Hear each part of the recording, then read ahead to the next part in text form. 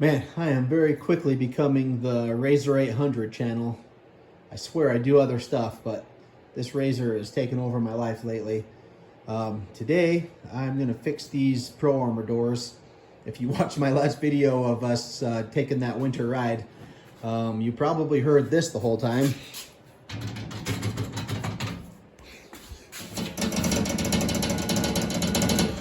And if you have Pro Armor doors, you probably hear this all the time. Now imagine all four doors doing that at the same time. It gets pretty annoying. So today I'm gonna fix it. Spoiler alert, I already did on this side. The stuff I'm using to do that is all piled out right here. Flashlight optional. But I've got this 3M, oh, I guess I don't need the whole thing. I've got this 3M 1100 corrosion tape. You'll need scissors to cut that. You may or may not need this. We'll see in a second. And then 2 1/4 bolts by about, I don't know, that's probably a little long. You could get away with like probably 1 inch.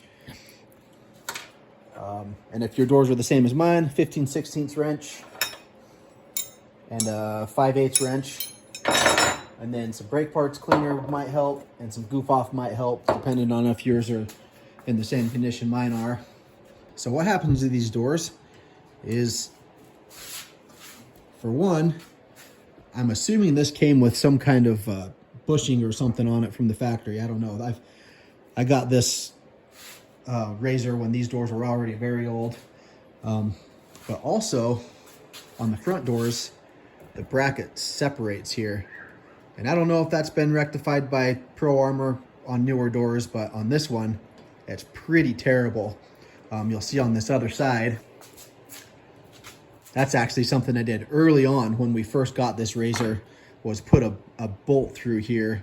But I didn't ever finish that other side. As you can see, there's still a hole there, just an empty hole, but that made a huge difference all by itself. That made a huge difference with how much this door rattles back and forth. So that'll be the first thing I do today. There's no right or wrong answer with what size bolt you use there.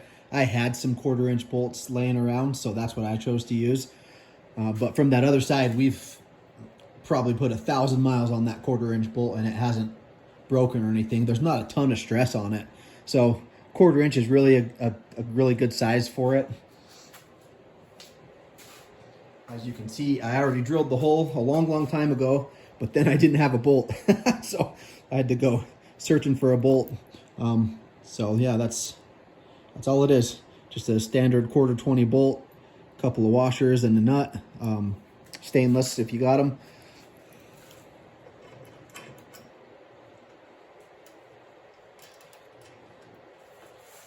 So the one thing, if you use a shorter bolt, it won't stick out as far, but that's not really an area that it's going to hit anything or get in the way. And if you're all about looks, you can't even really see it. So it's really up to you. Gosh, I just realized in that list of tools on the bench, I didn't have my 7/16 out yet. That's typically what a 1/4 inch bolt head is a 7/16. So you'll need 2 of those.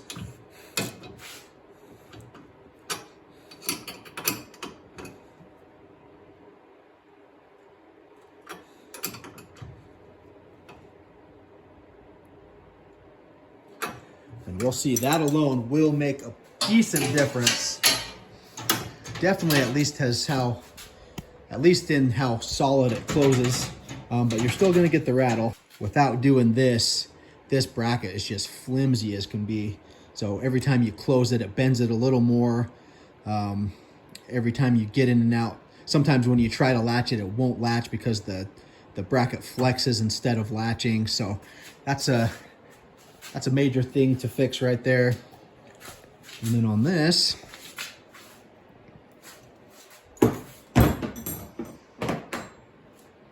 you can do this 2 ways. I mean, if you really just want to do it fast and cheap, you can just tape that up without taking it out. But I prefer to take it out and really get a good cleaning on it. Mine's loose. It's been loose. I don't know at what point it came loose, but when I went to loosen it, it was already loose. But mine, I don't know if that's how the Pro Armor doors came or what. It had something around it at one time, but now it's just gooey, and you can see the wear there. But now it's just gooey, so I'm using this goof off to clean that part off. Just kind of back it up with a rag there. Get a pretty good soak on it, and then you can just twist it with that rag. And I bought goof off for something else, and I've used it on several projects, and it didn't do anything. I was really disappointed in goof off, but on this day, it showed me its worth, because it is awesome for that sticky stuff. I couldn't get it off with anything else. I was trying dish soap and that brake parts cleaner and a wire brush and stuff. I could not get that sticky stuff off. One spray of the goof off and you can see it. It's gone, man. So, all right, goof off, you've redeemed yourself. And then after that, the brake parts cleaner, I use that to clean off the goof off, because I want it to be as clean as possible when I put that tape on.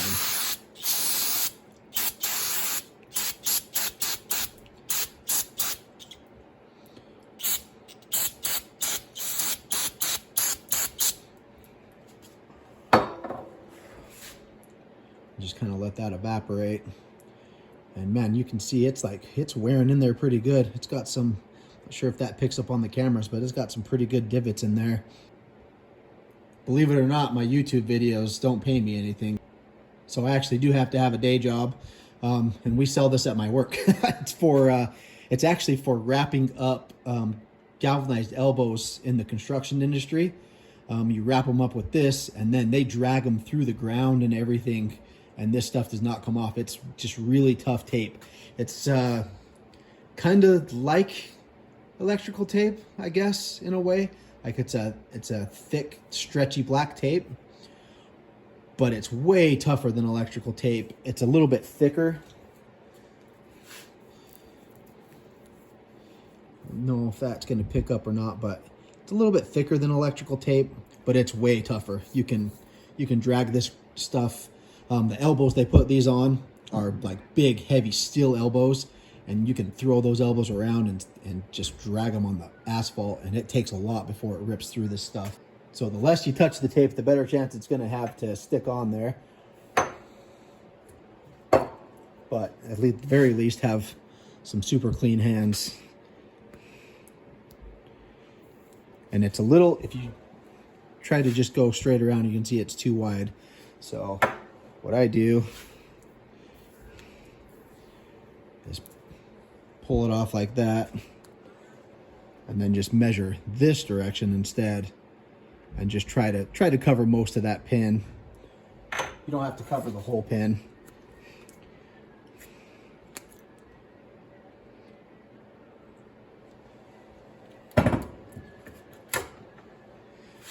Okay.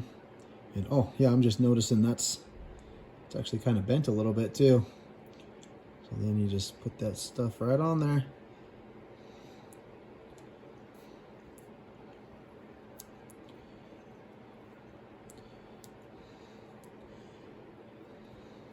Quickly place it in there. Let's just see how it does here. Immediately better. I still feel like that's just a little bit loose for me.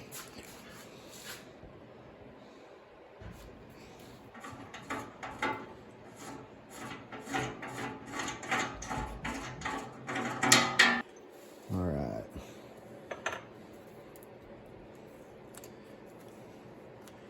Just do one more wrap around there, and then it should be absolutely good.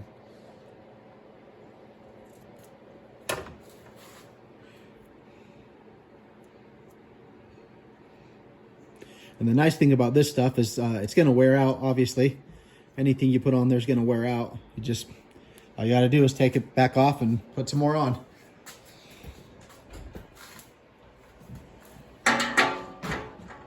What are you doing?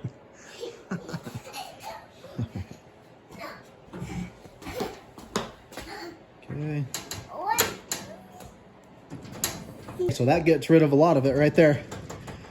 Okay, but we're not quite ready to tighten it up yet because there's another spot. You can kind of hear there's still a little bit more rattle there. It contacts this part right here. You'll kind of see on my door. You can kind of see on my door where it's been hitting that shiny part right there. So we'll pull this back out.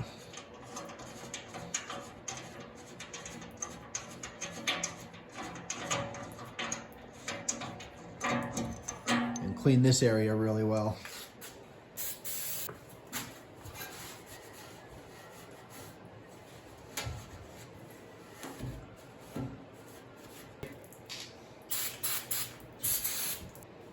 All it takes is a little strip.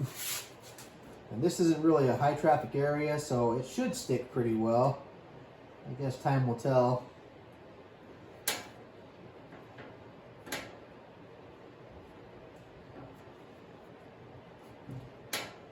So now we can set this bolt, and I put a little grease on there. It's probably not necessary. But... Right.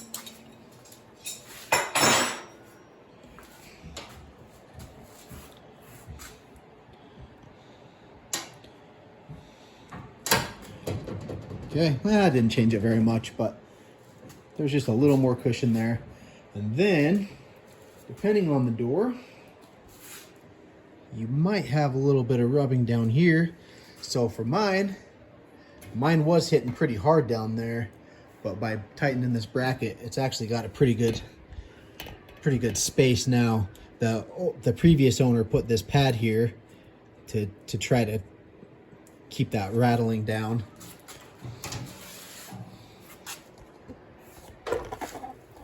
You can definitely see it looks as if he actually ground it down a little bit too. So he was really bothered by the rubbing or by the rattling. But mine is not hitting anymore.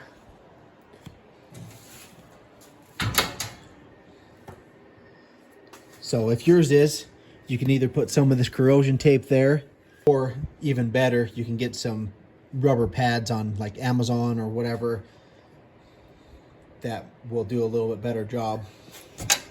But you can see even when mine's rattling pretty hard, it doesn't hit that, so I'm not gonna worry about that too much. All my noise on this door was coming from right there. Okay, and then on the back door, this is actually my second worst door. The door on that side was the worst door. I kind of wish I would have saved that one for the video because it was rattling like crazy. The back doors obviously are making a lot of noise here, but there's a spot on the bottom that hits too.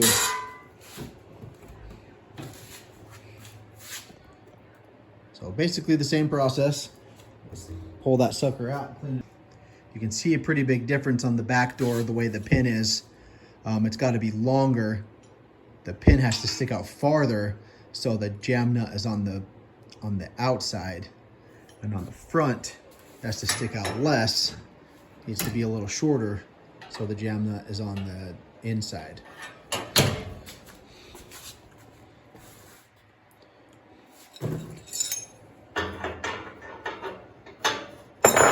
Okay, and then this one still has quite a bit of whatever tape they were using. Yeah, that looks like they were just using electrical tape more. I don't know. I would be a little weary about electrical tape because it always leaves a little bit of a goo on everything it touches, especially if it gets hot out.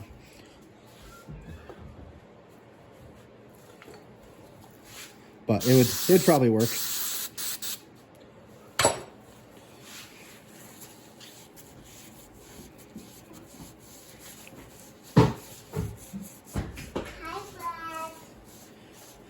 Hi, Ari.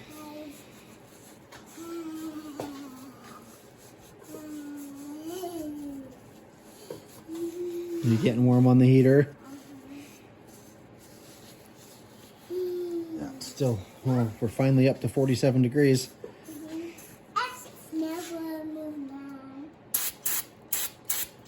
Okay, and then on this one, I'm just gonna go ahead and do 2 wraps right from the beginning. So because that was obviously, freaking obviously, pretty loose.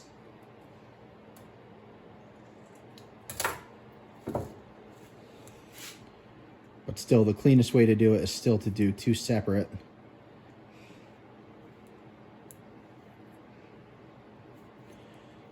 Okay.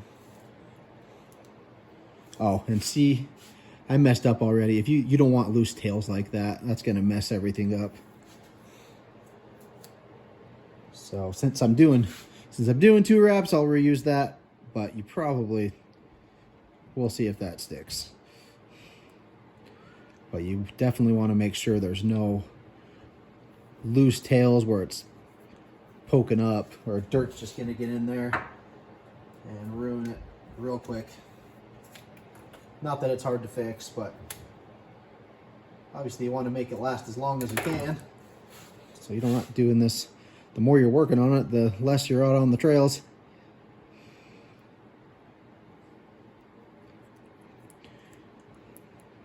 But this is so easy without like if you don't take it all apart and stuff and you just throw it on there, you could do this right before a ride if you feel, just rattle your doors a little bit and see if they make a lot of noise. And then something I didn't show on the other one, this is, that is an important step, is you're going to have a seam somewhere on there. You have to, because the tape had to end. Make sure that seam is twisted away from the latch. So my seam is probably really hard to see on the camera. My seam is there. I want the seam I don't want the seam to hit the latch part. So I'll have my seam twisted down so it hits last. Otherwise it's just gonna pull that seam apart as quick as it can.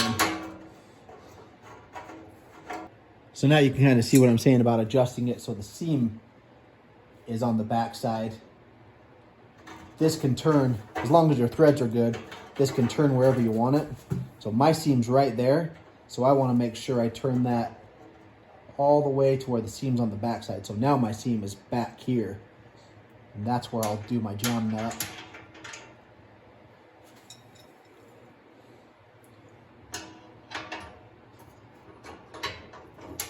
That'll give that tape the best chance to survive as long as it can.